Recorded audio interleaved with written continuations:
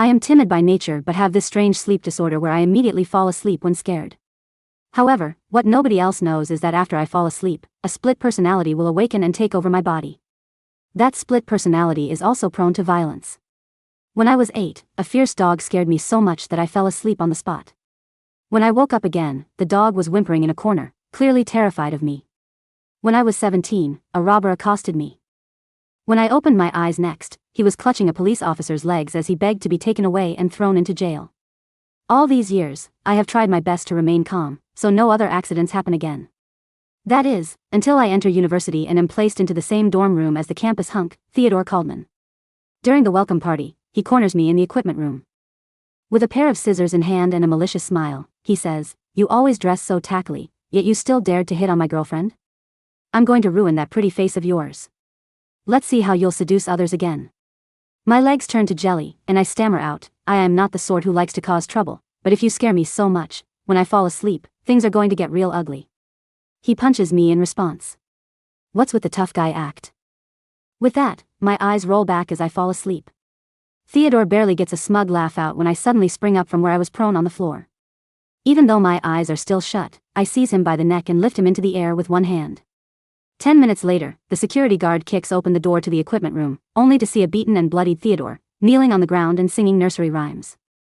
Meanwhile, I am leaning against the wall off to one corner, snoring softly. When the security guard kicked open the door and saw this odd sight, he hastily took several steps back, as though he had seen a ghost. There was a stir among the crowd before my childhood friend, Selina Chandler, shoved her way through the throng of people and rushed into the equipment room. Upon hearing the commotion, I snapped my eyes open. When Selina's familiar face came into view, I sighed in relief and called out in a sleepy voice, "Selina, he was using a pair of scissors just now too." Before I could finish speaking, the sound of hurried footsteps rang out. The campus hunk, Theodore Caldman, had lunged forward to grab Selina's arm before hiding behind her. Putting on a terrified expression, he said, "Selina, save me." I just wanted to ask him why he kept harassing my girlfriend with text messages, but he suddenly went crazy and started beating me up. He even wanted to kill me with the scissors. I was surprised at his move. It figured that a manipulative pretty boy like him would play the victim first. My eyes shone with anxiety as I turned to look at Selina. I didn't do that. He was the one who attacked me first. I was just so scared that my illness acted up, I fell asleep, and... That's enough. Selina cut me off with a disgusted sneer. "Michael Lund, you've been putting on this act since we were young. Aren't you tired of it yet?"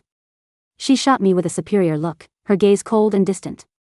There's no medical illness that will cause someone to turn into a violent maniac when afraid. If Theo hadn't reminded me of that fact, I would have been deceived by a liar like you for the rest of my life. I froze on the spot, my fingers slowly curling into tight fists by my side. Selina was my childhood friend. Due to my special disorder, I had always thought of myself as a monster since young, which led to me becoming insecure and isolated from everyone else. It was Selina who had put herself between me and the world. "You're not a monster. From now on, I'll protect you." Now, however, my protector was standing across from me, defending the person who had wanted to hurt me. I raised my head just in time to catch the taunting smile Theodore shot me from where he was hiding behind Selina. In that moment, countless scenes flashed through my mind. Back during the beginning of our freshman year, Selina had been busy helping me wipe the table and closet before moving on to placing the bedding. Watching it all happen from the side, Theodore uttered darkly, "Michael is such an average-looking guy, so why does he get to have such a gorgeous babe wait on him?" After that, Theodore didn't waste time in joining the student council. From then on, he kept finding or creating opportunities to spend time with Selina. Eventually, Selina started to stand me up more and more often as time went on. Saddened at this change, I confronted her about it, only for her to answer me impatiently, "Could you not be so unreasonable? I'm the student council president, so what's wrong with me looking out for a new member?" Taking in how close the two appeared now, I suddenly found it all rather ludicrous. The whole "looking out for a new member" thing was nothing but nonsense. It was clear that the two of them had gotten together behind my back long ago and were now simply using me as a prop in their little games. The next day, the university forum was in an uproar. Theodore had uploaded his medical injury report and crafted a woeful tale that painted him as the victim. He claimed that I had failed to seduce his girlfriend, Lana Quill, and in my embarrassment, had turned my anger on him and beaten him up badly. Almost immediately after that, the student council posted an official announcement.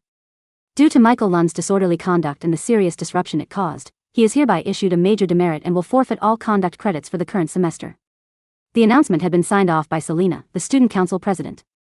On my way to class, everyone I passed by kept whispering to each other while pointing at me. Someone had even dumped my course textbooks into the trash bin. Instead of kicking up a fuss or getting angry, I simply calmly retrieved my textbooks, dusted them off, then headed straight for the student council office. Selena was sitting at her desk, signing some documents. At my arrival, she furrowed her brow in a frown. "What are you doing here? Don't you think you've humiliated yourself enough?" I looked her in the eyes as I said, "There are surveillance cameras in the equipment room, but you didn't even check them before posting that announcement. What you did was abuse your authority to cover up for Theodore." Selena scoffed and replied, "The surveillance cameras aren't working.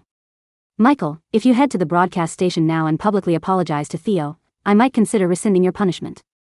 At that moment, the student council vice president, who had been playing games on his phone off to one side, suddenly lifted his head. There was a confused look on his face as he said obliviously, "Huh? The surveillance cameras aren't working? That can't be right.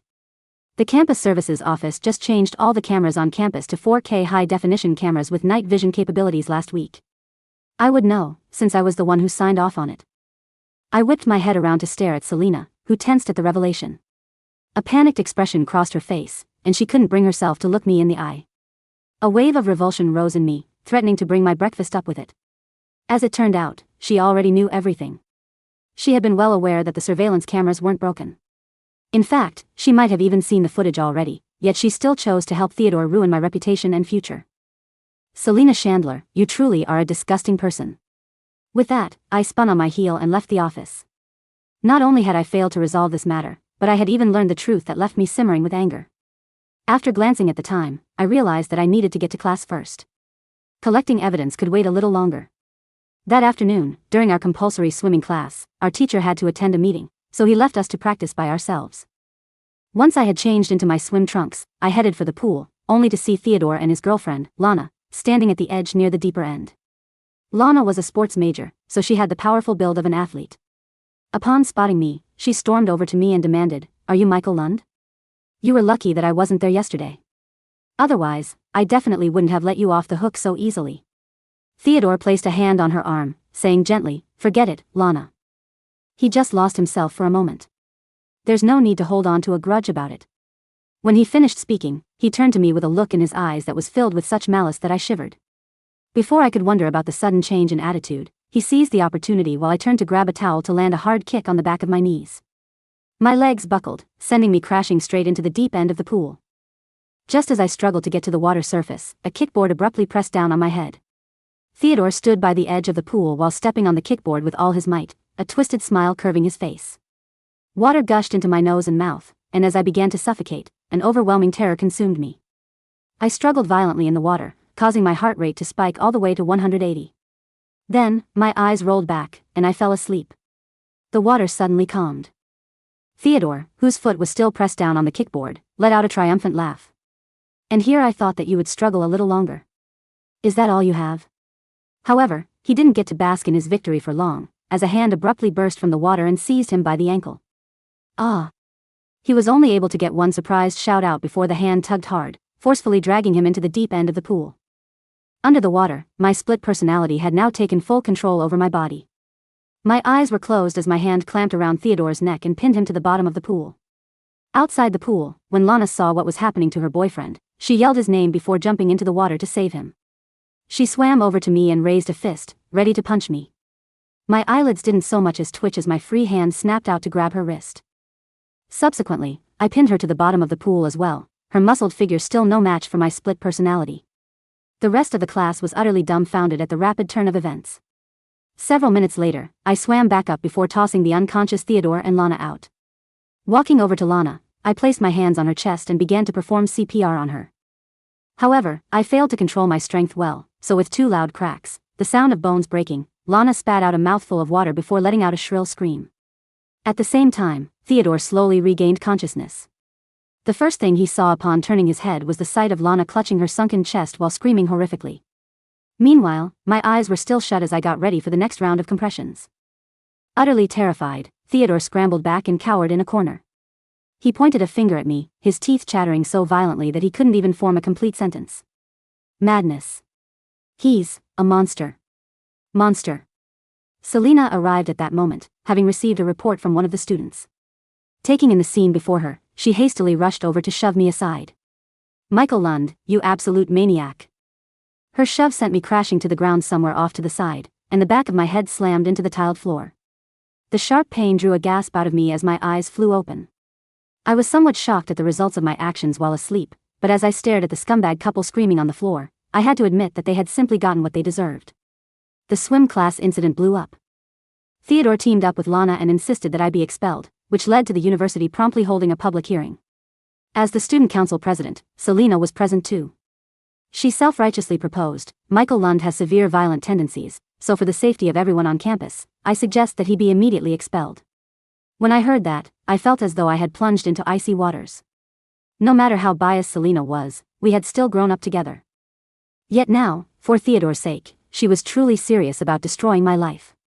Just as I was about to throw caution to the wind, a young man suddenly stood up in the gallery. It was Howard Zinch, my other roommate. He was usually a quiet, timid guy, so Theodore would often order him around to do things for him. Hello. He held his phone high before he continued speaking. "I was tidying things in the equipment room last night and accidentally left my phone there. It just so happened that I recorded this video." Though his voice shook, his tone was firm. Once he had connected his phone to the large projector screen, he played the video. The video clearly showed the events of last night, Theodore wielding the scissors as he insulted me and threatened to disfigure me, then my helpless figure falling to the ground pitifully as I fainted. When the video finished playing, the public hearing venue was so silent that one could hear a pin drop. The cheerful campus hunk persona Theodore always put on had been ripped away, revealing his true colors. A cacophony of whispers broke out in the gallery. "Holy shit, how very wicked of him. Using a pair of scissors to disfigure someone's face? Didn't he claim that he was the victim when he posted that article on the forum before? Turns out he was just flipping the script." All color drained from Theodore's face, and his lips trembled faintly as he protested weakly, "That must be edited. He must have used AI technology to put my face there. I never did that." However, all those who had once thought he was a harmless guy with a sunny disposition and who had insulted me on his behalf were now silent as they shot him dirty looks. That had Theodore panicking, and he instinctively grabbed Selena's arm. "Lena, help me explain to them. Tell them that I'm not that sort of person." Selena's expression was stony, but she still braced herself and stood up for him. That video could be purposely edited to skew the truth. Theo has always been a sweet guy, so there must be some sort of misunderstanding here. "Misunderstanding, my ass," a furious bellow cut off Selena's words. Lana stood at the doorway, her complexion pale as her hand clutched at her freshly reattached ribs. She was originally supposed to be resting in the hospital, but for the sake of personally witnessing my expulsion, she had forced herself to come. Unexpectedly, not only was I not expelled, but she had even gotten a front row seat to such a wonderful show. Lana's eyes grew red as they locked onto Theodore's hand on Selena's arm. "Theodore Caldman, you'd better fucking explain. Why are you addressing her so intimately? Just what is the relationship between you two?" She had a short temper, but that didn't mean she was a fool. Her boyfriend's first reaction upon running into trouble wasn't to seek her out, but to go to another woman. It was more than obvious that something was going on between the two of them. Just as the scene was about to devolve into a confrontation between the official girlfriend and the other woman, the student affairs advisor quickly stepped in to restore order. A panicking Theodore hastily let go of Selena and rushed over to appease Lana. However, when he turned to glance at me, the look in his eyes was even more malicious than before. The public hearing concluded that I had only acted in self-defense, so I wouldn't be punished for it. On the other hand, Theodore was issued a major demerit for disorderly conduct. Although the video had proven my innocence, it had also recorded the strange scene of me lifting Theodore into the air with one hand while my eyes were still closed. That resulted in rumors spreading across campus that made everyone think of me as a monster they couldn't afford to piss off. Nonetheless, I wasn't bothered. Being a monster was much better than being a doormat everyone could walk all over anytime they pleased. At least nobody dared to cut in front of me when I was queuing to buy food anymore. Time flew by, and soon, it was time for our finals. I had to have the worst luck ever, as Theodore's seat just so happened to be beside mine. A bad feeling rose in me when I realized that, but the exam was more important than anything else, so I shoved down my nervousness and focused on answering the questions. Halfway through the exam, a ball of paper landed by my feet. Before I could react, the proctor overseeing the exam had already stopped in front of me. Her eyes were sharp as she ordered, "Pick up the item by your feet." At the table next to mine, Theodore curved his lips into a triumphant smirk. I frowned, wondering what he was up to this time. Was he trying to frame me for cheating on the exam? The possibility that that was his real motive actually had me relaxing. After all, our handwriting was completely different. Picking up the paper ball, I handed it to the proctor. She opened it up, her expression instantly darkening when she saw a writing on it. Not only did you bring a cheat sheet into the exam, but you even dared to pass it around right here in the exam venue? Theodore raised his hand and loudly proclaimed, "Ma'am, I saw Michael stuffing paper slips into his pockets when I came in here before the exam started." Immediately, everyone's attention was focused on me. The proctor frowned and flipped the paper over, but just as she was about to read out what she thought would be a cheat sheet, she suddenly froze. She eyed Theodore with a strange look on her face, then glanced back at the paper. "Ma'am, what are you waiting for? Quick, read it out loud so everyone can know what he wrote down," Theodore urged impatiently. The unease in me swelled further as I noted how eager he seemed. After all, if it had been just a cheat sheet, the proctor wouldn't have had such an odd expression. As my mind whirled with chaotic thoughts, the proctor read out the words written on the back of the cheat sheet. "Dear Lana, head to the hotel opposite the campus after the exam is over. I'll be all cleaned up and waiting for you." The silence in the examination hall turned leaden. The proctor, Mrs. Gable, a woman whose sternness was legendary among third-year engineering students, adjusted her horn-rimmed glasses and read the scrap again. This time, she didn't read it aloud, she merely lowered the paper and pinned Theodore with a gaze that could have stripped paint off a locker. "Mind explaining this, Mr. Caldman?" she asked, her voice dropping into that quiet, perilous register teachers use right before an expulsion hearing. Theodore blinked, his smug grin freezing halfway across his face. "Excuse me? Ma'am, Michael wrote that. He threw it at my feet to distract me, or maybe to smuggle in test answers. The front side contains formulas for fluid dynamics," Mrs. Gable said smoothly, holding the torn sheet between two manicured fingers. "Written in blue gel pen. The reverse side, however, contains the romantic overture I just read, written in fountain pen with customized lavender ink on scented vellum scrap. Quite distinctive." A ripple of quiet laughter broke out from the second row. Everyone in the department knew Theodore's vanity. He was the only student on campus who carried a brass-barreled Cowico fountain pen and insisted on taking notes on cream-colored French paper to maintain his aesthetic. That's impossible," Theodore stammered, his face flushing crimson. "Why would I write that to Lana? She's already my girlfriend." "That is precisely what I would like to know," Mrs. Gable replied. She turned the scrap around. "Particularly since you wrote 'Dear Lana' at the top, but underneath that, you crossed out the name, Selena, with 2 hurried strokes." A collective gasp swept through the lecture hall. 2 rows over, Selena Chandler's pencil snapped clean in half. The sharp crack echoed against the linoleum flooring. Her face went as white as chalk, her eyes darting between Theodore and the proctor's desk in sheer panic. "I didn't write that," Theodore shouted, leaping out of his chair. "He stole my stationery. He framed me." "Mr. Caldman, sit down," Mrs. Gable barked. "You have disrupted this examination twice. Hand over your test booklet and leave the hall immediately. We will review the hallway security footage to see who entered with that scrap after the exam concludes." "You can't do this. Do you know who my father is? He's on the board of—" "I don't care if your father is the chancellor himself," Mrs. Gable cut him off, her gaze icy. "Get out before I have campus security drag you to the dean's office." Theodore stood trembling, his hands balled into white-knuckled fists. He glared at me with pure, unfiltered venom, a hatred so visceral that for a split second my pulse spiked, and my eyelids fluttered with that familiar, terrifying heaviness. "No, not here," I told myself, biting down hard on the inside of my cheek until the metallic tang of blood cleared the fog. "Stay awake. Don't let him trigger it. In the middle of finals." Theodore grabbed his leather bag, kicked his chair back so violently it screeched against the floor, and stormed out through the double doors. I let out a slow, trembling breath. Beside me, Selena was staring blankly at her blank test paper, her hands trembling so badly she couldn't pick up a new pen. When she caught me looking, she mouthed, "Michael, please." I didn't answer.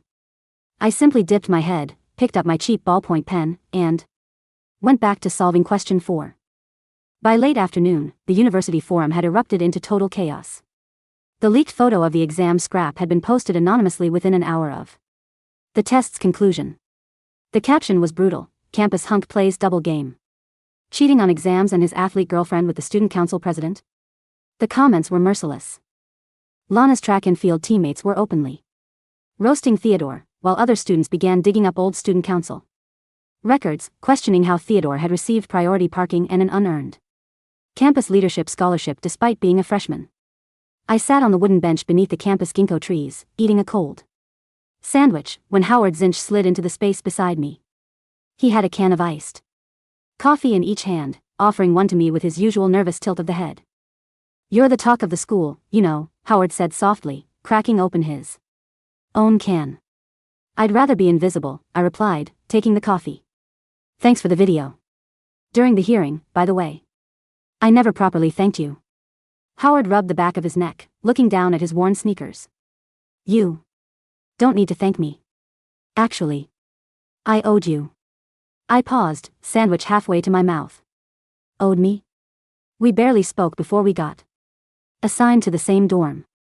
Howard offered a wry, bitter smile. "2 months ago, during orientation week. Some third-year fraternity guys cornered me behind the old boiler room. They wanted me to write their term papers, and when I refused, they pushed me around. You happened to walk past." "I don't remember that," I admitted honestly. "You wouldn't," Howard chuckled. "Because the second one of them pulled out a pocket knife to slash my backpack, you fainted dead away right into a pile of gravel." I winced. "Ah. Yeah. Ah, is right," Howard said, his eyes widening at the memory. "Those 3 guys thought you were an easy target. Then you got up. Eyes shut tight. Snoring like a lumberjack. You picked up the leader by his belt buckle and threw him into a dumpster 20 feet away, then used the other 2 to sweep the leaves off the pavement. After that, you laid back down on the gravel and didn't wake up until 15 minutes later." He looked at me, his expression turning serious. "You saved me from a hospital visit, Michael. Even if you were asleep doing it. That's why when Theodore started bragging about how he was going to set you up in the equipment room, I left my phone recording on the top shelf." I looked at Howard, feeling a rare warmth settle in my chest. For years, I had viewed my affliction as an absolute curse, a monstrous defect that alienated me from normal human beings. But here was someone who didn't look at me with disgust or dread. Before I could say anything, the sound of hurried footsteps interrupted us. Selena stood 10 feet away, her eyes red-rimmed, her hair uncharacteristically disheveled. She wasn't wearing her usual polished blazer, she looked exhausted, frayed at the edges. "Michael," she said, her voice shaking. "We need to talk." Howard immediately stood up. "I'll give you 2 some space." He gave my shoulder a quick squeeze and walked off toward the library. I didn't stand. I didn't even look up from my coffee. "There's nothing to talk about, Selena." "There is." She took 2 quick steps forward, dropping onto the edge of the bench. "Theo, he lied to me. He told me he broke up with Lana weeks ago. He told me he only joined the council because he admired my work ethic. I didn't know he was playing both of us." "You didn't know?" I finally turned to look at her, my voice deadpan. "Or did you just choose not to see it because his attention made you feel special?" Selena flinched as if struck. "That's not fair. We grew up together, Michael. You know me." "That's the problem, Selena." "I did know you," I said, setting the sandwich wrapper down with deliberate care. "When we were 12, you swore you'd protect me when the other kids threw rocks at me because I passed out during gym class. But the moment a handsome guy smiled at you and stroked your ego, you used your position as council president to forge an official demerit against me. You covered up surveillance footage. You stood in a hearing room and called for my expulsion." Tears spilled over her lashes, tracing clean lines through the light dust on her cheeks. "I was wrong. I was blinded, okay? Theo's father is Walter Caldman. He promised he'd get me an internship at the provincial ministry if I helped Theo clear his record. I was scared of losing that chance. And you were happy to sacrifice my entire future to buy yours," I replied, standing up. "We're done, Selena. Don't come near me again." "Michael, wait." She grabbed my wrist. "Theo is losing his mind. His father called him today. He threatened to cut him off if the scandal gets out to the board. Theo blames you for everything. He's planning something dangerous. You have to leave campus for a few days. I pulled my arm free from her grip, cold indifference settling deep into my bones. Let him try, I said quietly. He's seen what happens when I'm awake. If he's stupid enough to test what happens when I'm asleep again, that's his funeral. The following weekend was the university's annual Winter Leadership Expedition, a mandatory off-campus outdoor survival retreat for student council executives and selected class representatives held at Mount Cragmore Forestry Park. Because of the recent disciplinary reviews, the Dean of Student Affairs had personally mandated that both Theodore and I attend the retreat to foster community reconciliation and teamwork. It was bureaucratic nonsense at its finest, designed to sweep bad PR under the rug before the new semester began. Mount Cragmore was a sprawling expanse of pine forests, jagged ravines, and abandoned logging stations, roughly 2 hours away from the city. By late afternoon on our second day, the Weather Service issued a flash storm warning. Dense, slate-gray clouds rolled over the mountain peaks, blotting out the sun and dropping the temperature near freezing. Our instructor, a rugged former forestry ranger named Coach Harris, blew his whistle near the base camp cabins. Listen up. The storm is moving faster than anticipated. We're canceling the night orienteering exercise. Everyone stays within the main lodge area. No exceptions. While the rest of the students hurried inside to grab hot cocoa by the central fireplace, I walked toward the equipment shed near the tree line to return my compass and emergency flare kit. As soon as I stepped inside the wooden shed, the door behind me slammed shut with a heavy thud. A thick iron padlock clicked into place from the outside. What the? I lunged for the handle, rattling it hard. Hey! Someone's inside. Save your breath, freak, a voice sneered from the other side. Theodore. Through the narrow slat window near the roof, I could see him standing in the gloom, flanked by 3 men in heavy leather jackets and work boots. None of them were students. They had the weathered, sunken faces and scarred knuckles of hired street heavies. One of them casually twirled a steel crowbar, another held an industrial cattle prod that sputtered with a blue, crackling arc of electricity. Theodore, are you insane? I yelled, my heart thumping against my ribs. Open the damn door. Theodore stepped closer to the window, his face illuminated by the pale gray light of the approaching storm. His eyes were bloodshot, his jaw stubbled and tight. He looked entirely unhinged. My father cut off my accounts this morning, Theodore hissed, his voice trembling with manic fury.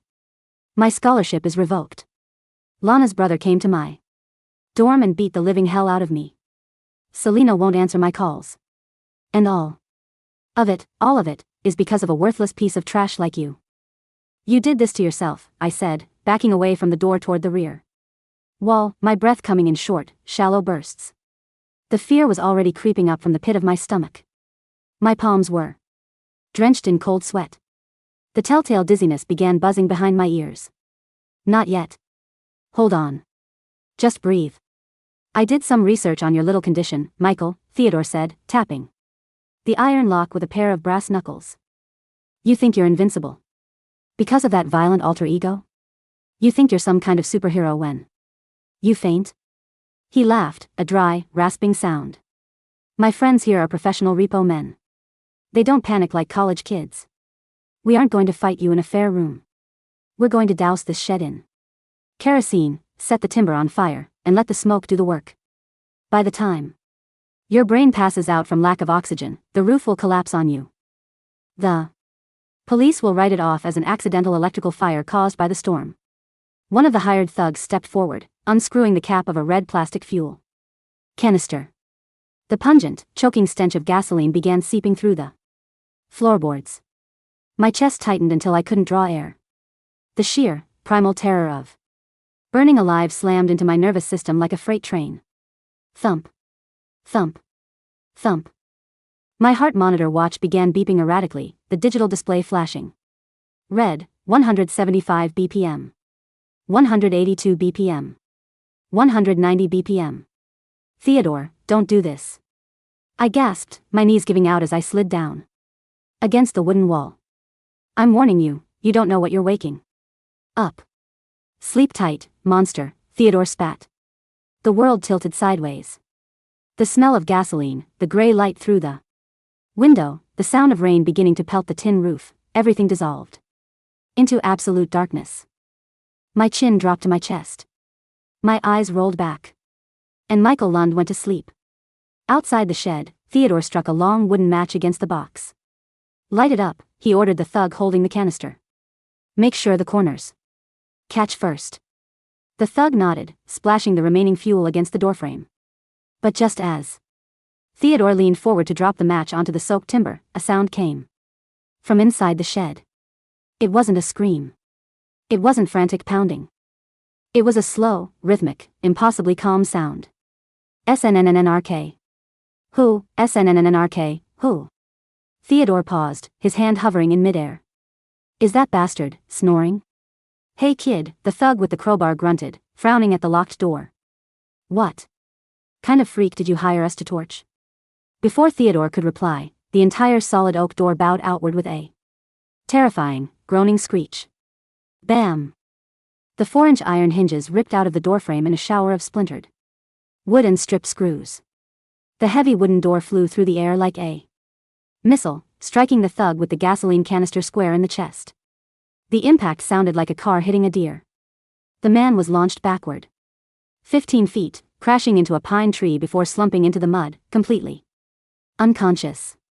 Through the shattered doorway stepped a figure. I was still wearing my faded gray hoodie. My head was tilted slightly to the left, resting against my shoulder as if leaning on a plush pillow. My eyes were shut tight, the eyelashes perfectly still. Soft, gentle snores puffed from my parted lips in small white clouds of mist. Yet my posture was terrifyingly upright. My arms hung loosely at my sides, but the muscles under my sleeves were corded like steel cables. What the fuck? The thug with the cattle prod shouted, stepping back. He's sleepwalking. Hit him, you idiot. Theodore screamed, dropping the match into the wet mud, where it sizzled out harmlessly. Tase him. Tase him now. The thug lunged forward, thrusting the electrified prod straight toward my neck. 10,000 volts crackled along the metal prongs. Without opening my eyes, my left hand snapped upward with inhuman speed. My palm intercepted the cattle prod, not by dodging, but by clamping directly around the electrified metal shaft. The sparks danced across my skin, turning the air acrid with ozone, but my sleeping expression didn't even twitch. It was as if my nervous system simply refused to register pain. With a casual flick of my wrist, I twisted the heavy industrial tool. Crack. The steel rod snapped like a dry twig. In the same fluid motion, my sleeping body stepped inside the thug's guard. My open palm struck his solar plexus with the force of a hydraulic piston. The man let out a wet, breathless wheeze, his eyes rolling back as his feet left the ground. He landed face down in the mud, utterly paralyzed. The entire exchange had taken less than 3 seconds. SNNNRK. Who? The third thug, the one with the crowbar, took one look at his 2 unconscious partners, then at the softly snoring teenager standing in front of him, and made the only rational decision of his life. He dropped the crowbar and bolted into the dark woods. That left Theodore.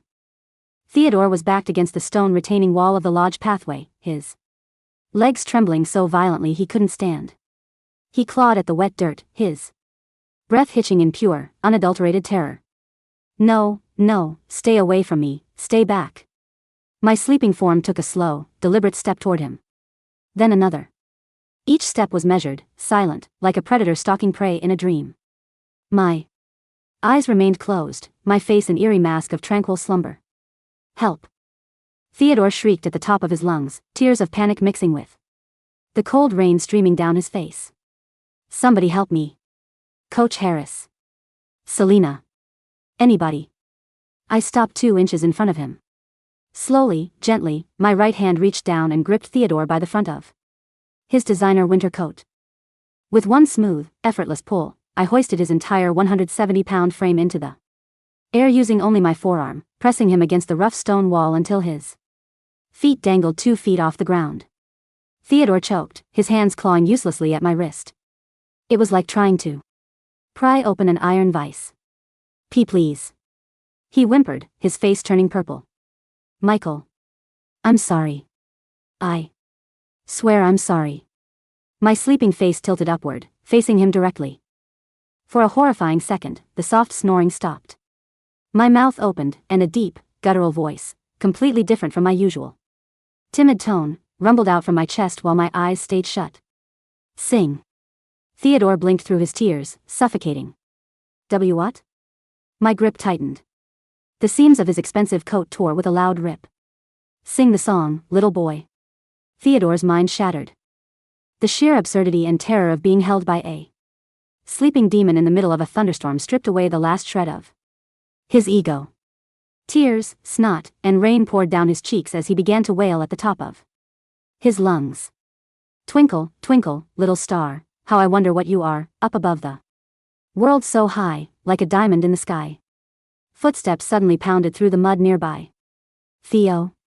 Michael? Selena, Coach Harris, Lana, and half a dozen students burst through the tree line, holding flashlights.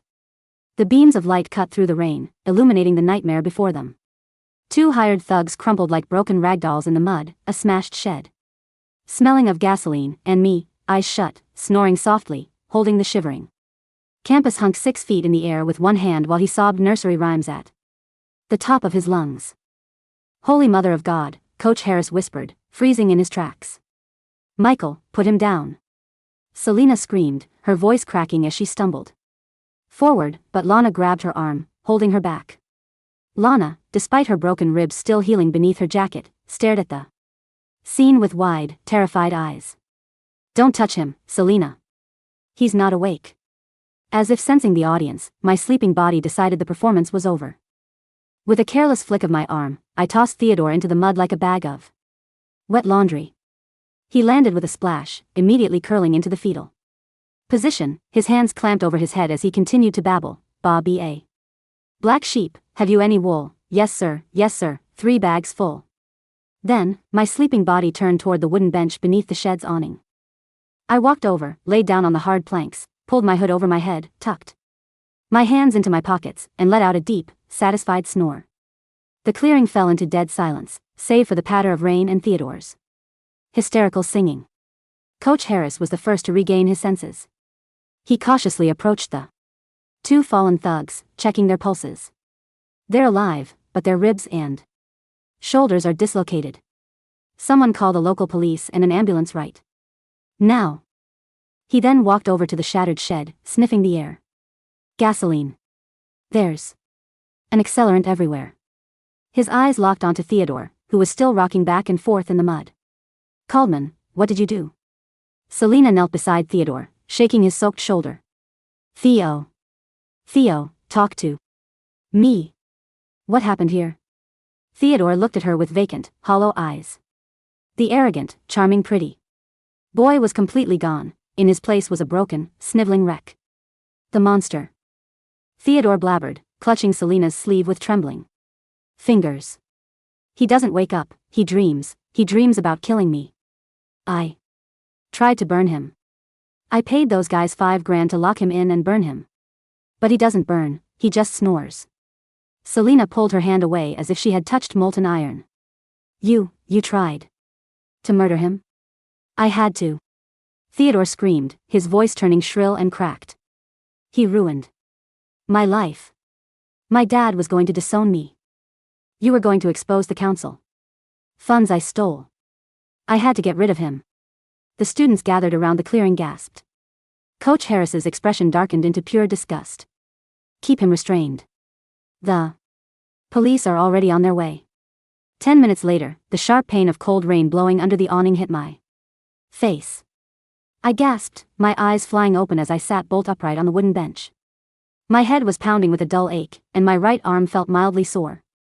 I blinked through the haze, looking around at the flashing red and blue emergency lights reflecting off the wet pine needles, the dozen students staring at me with a mixture of reverence and utter terror, and the 2 paramedics loading groaning thugs onto stretchers. I looked down at my knuckles, which were slightly reddened, then over at Theodore, who was being loaded into the back of a police cruiser in handcuffs, wrapped in a foil shock blanket and still muttering nursery rhymes. I scratched my head, turning to Howard, who had just arrived with a dry towel. Did something happen while I was out? I asked sheepishly. Howard let out a breath that was half laugh, half sigh, tossing the towel over my head. Nothing much, Mike. Just another regular Tuesday for you. The aftermath of the Mount Cragmore incident was swift and devastating. The local police recovered the gasoline canisters, the discarded cattle prod, and Theodore's bank transfer records showing a $5,000 withdrawal made to the hired thugs earlier that morning. When questioned, the two injured thugs, terrified that they might ever cross paths with the sleeping demon again, spilled everything, providing full audio recordings of Theodore planning the arson. Walter Caldman attempted to use his board influence to suppress the story, but Howard had already uploaded the dashcam footage from the forestry rangers' vehicle to 3 major investigative news outlets. By Sunday morning, the scandal was trending nationally. Faced with overwhelming public outrage, the university board acted ruthlessly to save its own reputation. Walter Caldman was forced to resign from the board of directors in disgrace. Theodore was officially expelled, stripped of all academic credits, and formally charged with premeditated attempted murder, arson, and criminal conspiracy. His trial was set for the following spring, and according to the latest campus gossip, he had been transferred to a psychiatric ward under suicide watch because he suffered severe panic attacks whenever anyone around him began to snore. Selena didn't escape the fallout either. An internal audit revealed that she had turned a blind eye to Theodore's misappropriation of student council funds. While she wasn't criminally charged, she was stripped of her presidency, lost her prestigious ministry internship, and received a permanent disciplinary black mark on her transcript. The last time I saw her was outside the administration building 2 weeks later. The winter snow had begun to fall, dusting the campus walkways in a pristine layer of white.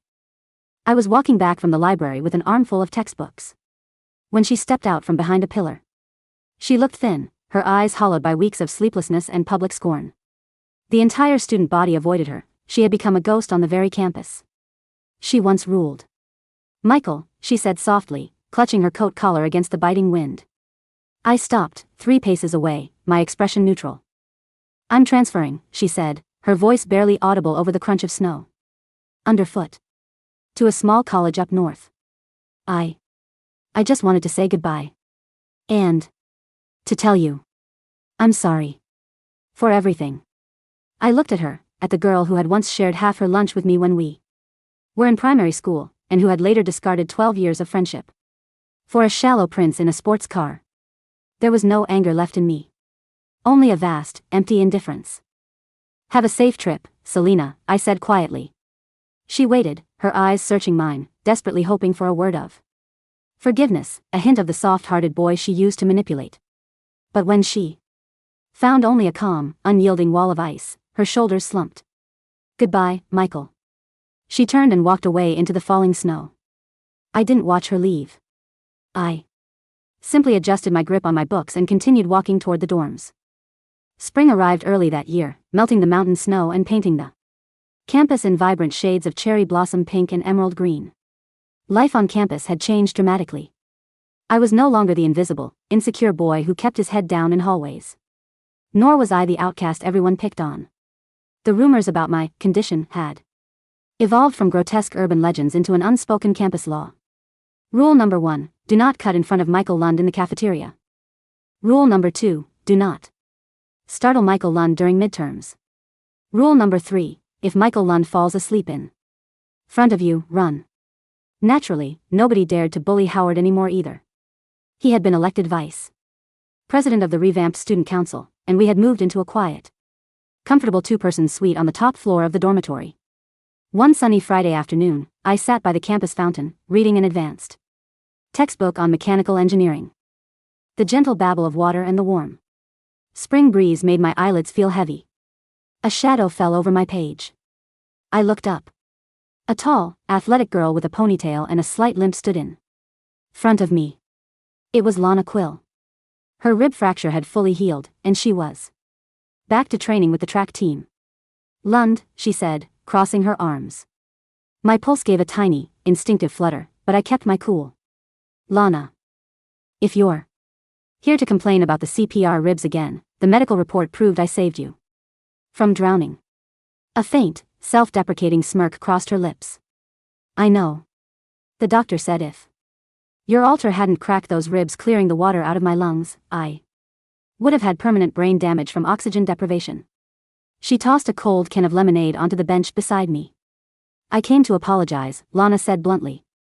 I was an idiot. Theodore played me. And I took it out on you. You didn't deserve any of the crap we put you through. I looked at the lemonade, then back at her honest, direct gaze. Apology accepted, I said. Lana nodded, satisfied. She turned to leave, but paused, looking back over her shoulder with a curious glint in her eye. By the way, do you really not remember anything when you're out? I smiled, picking up the can and popping the tab with a crisp PSSST.